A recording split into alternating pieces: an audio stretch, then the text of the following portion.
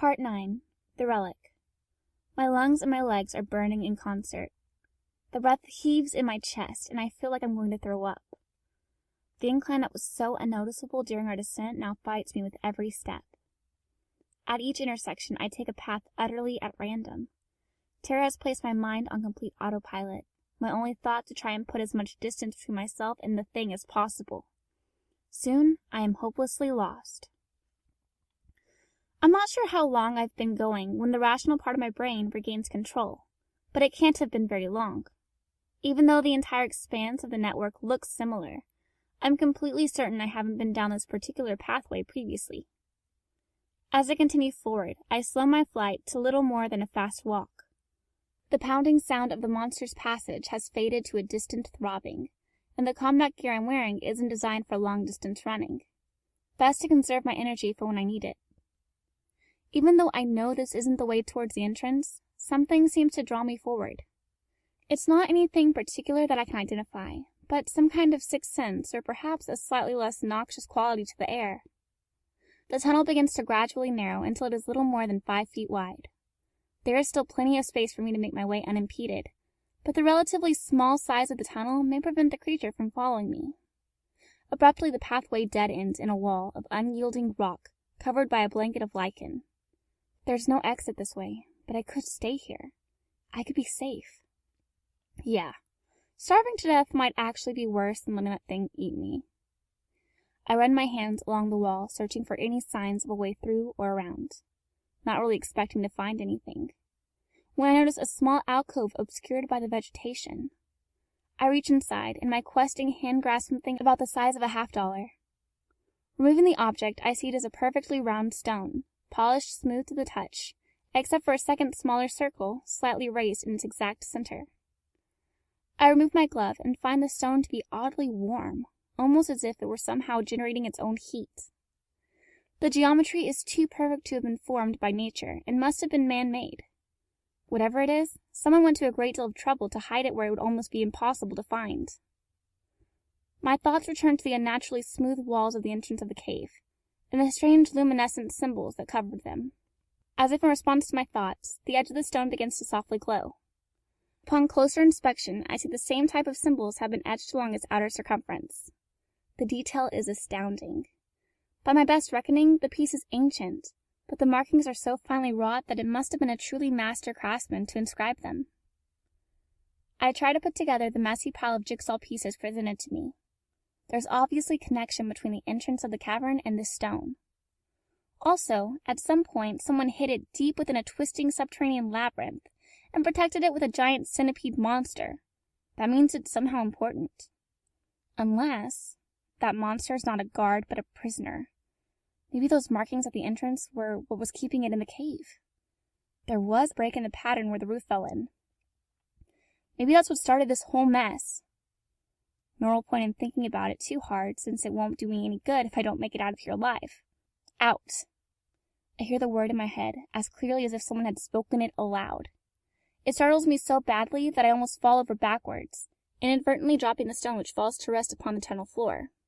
Immediately upon leaving my hand, the markings fade away, the stone laying on the ground like any normal piece of rock. Hesitantly, I reach down and pick it up again, the markings glowing to life at the touch of my bare hand. Was that you? I speak aloud. Did you say something to me? Well, with all the weird things that have already happened to me today, a magical talking stone barely cracks the top 3. Or you're just losing your damn mind, Landry. The mental shock of giant monsters and having your men eaten in front of you might be actually sending you over the edge.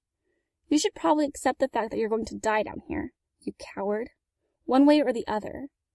Like Barnes and Cortinas, ripped apart in the jaws of that thing. Be a man and accept it like Sergeant Brown did. No stone is going to help you find the way out. Out! The word repeats itself again in my head, and this time I manage to keep enough control of myself to avoid dropping the stone. As I stand there, a feeling comes over me that urges me to walk back down the tunnel away from the dead end. It's similar to the urge that drew me this way in the first place, but is undoubtedly stronger. With no better options, I start walking, and soon realize I know how to get back to the entrance. It's not that I can lay out a specific path, but more resembles how a person walks a familiar route while thinking of other things. The subconscious mind takes over. As I reach each intersection, I know without a doubt which way to take. I move cautiously while listening for any signs of the monster, keeping one hand on the stone and the other on the grip of my weapon. Soon, I reach an intersection where 5 different tunnels converge. An IR chem light glows softly by one of the forks. Holy crap, sir! Sergeant, he's over here! Specialist Johnson, one of the members of the first squad, is pulling guard from the marked tunnel. Suddenly, my platoon sergeant is there, followed closely by the squad leader, Sergeant Parks. In his relief, Troy's usual professionalism cracks just a bit. Jesus, you had me worried, sir. When we got to this fork, I had no idea which way you went, and didn't want to risk just randomly wandering off down one way or the other in case I got it wrong. Figured you'd realize we'd lost you eventually and hopefully just make your way back to us. Then we heard some gunfire a little while ago, but couldn't tell where it was coming from. With how much these things twist and turn, but I was about to say forget it and head out looking for you, and Troy pauses, his gaze focused down the tunnel behind me, as if he's just realized something. Sir, where's Brown and the other squad? Dead, dismembered, parts of them roaming around in the belly of a beast. They didn't have a magic stone. Inside my head, I fight to hold down the part of my brain that threatens to send me over the edge into blessed madness. I grip the stone in my hand tighter. They're gone, Sergeant Troy, and we need to get the hell out of here. You're not saying? Tahir was telling the truth, about all of it. And this thing? We can't stop it with anything we have on us. Sergeant Brown and the others did everything they could to make sure I made it back. We need to leave. Now. I turned to my squad leader. Sergeant Parks, get us out of here. The levity of the moment is instantly gone. Parks snaps into motion. Roger, sir. Cruz and Johnson, lead out. Sir, you and Sergeant Troy right behind so you can figure out a plan on the go. I've got rear security with Pike and Dominiquez. Quick and quiet. We begin moving, smartly up the tunnel, back towards the entrance. The gentle mental nudges from the stone confirming the route laid out by the chem lights. Troy shadows me. Sir, what are you thinking? Get out. Then blow the entrance. We can't leave it open to allow this thing free rein to come and go as it pleases. There might be other ways out, but they might not be big enough to accommodate it, or at the very least, might take it farther away from populated areas. Get back to base and figure out how I'm going to tell Hire what happened here. There's no chance that Brown or any of his boys made it? No. Cook was the only one I'm not 100% sure of. And the risks of leaving the hole open are way too big compared to the odds I'd give him. Besides, we can use that as additional leverage on the old man to make sure we get some reinforcements down here. He might not believe in monsters, but he's sure going to send us some help to find a lost soldier trapped in a cave. Troy nods his head in agreement. Sounds about right to me, sir. Tell you the truth, I'm hoping we can get it to work as smooth as that. What? Why wouldn't it? Well, while I had the boys hunkered down waiting for you, we heard some weird noises. Made me think that maybe parts of the tunnel were caving in all on their own.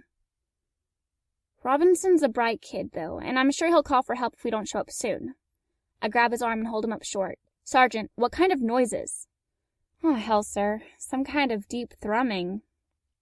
Sounded like it started out near us and then was moving back away towards the entrance. Cave-in was the only thing I could think of that it could be. Oh, crap. Sergeant, we need to stop. Johnson, Cruz, hold up. Everyone bring it in. I look around wildly as the squad converges on me. We're standing in the middle of a rather large intersection, about 50 feet across, with 4 passageways leading into it, including the one we just came from. Danger! The thought flashes through my head, as powerful as a bolt of lightning. Apparently, the stone is sensitive to certain environmental conditions, and the creature appears to be one of them. Park jogs up to me. Sir, what's... It's smart.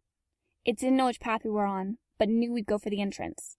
It's lived down here. Probably knows all the different ways through these tunnels. It circled around us to set a trap. Danger! Troy glances at Sergeant Parks before looking back at me. Are you sure, sir? That seems a little more intelligent than I'd expect from some kind of animal. It's different, Sergeant. It's not just an animal. You didn't see it. Didn't see how it picked us apart. It's waiting for us, and we are going to walk right into it if we don't. Danger! The thought slaps me like a physical force, strong enough that I reflexively grab my head with my hands. Why can't they see? Why can't they believe me? Ugh! We need to set up a defensive position. It's our only chance. Maybe we can get lucky and find a weak spot or... Danger! Danger! Danger! I scream. the thought is a nail being driven through my head, a klaxon bearing next to my ear. The stone still in my hand, I collapsed to my knees. The fall saved my life. From one of the tunnels, the creature's tentacles flashed out like spears. If I hadn't been moving, the first would have caught me directly in the back of my head and killed me instantly. At the same moment, the second removed Sergeant Parks' head from his body. As it is, the hideous limbs only strike heavily on my shoulder. In some insidious design of nature, the tentacle is tipped with razor-sharp spikes that furrow deep gouges into my back, through body armor and all. The force of the blow throws me bodily forward, and I hit a wall face first before rebounding and crumpling to the tunnel floor. I lie on my back, dazed, and feel a cold numbness start to spread from my wound. Whether from the blow or the poison injected by the claws, I can't move. Helpless, I can only lie motionless and listen to the pandemonium unfold around me.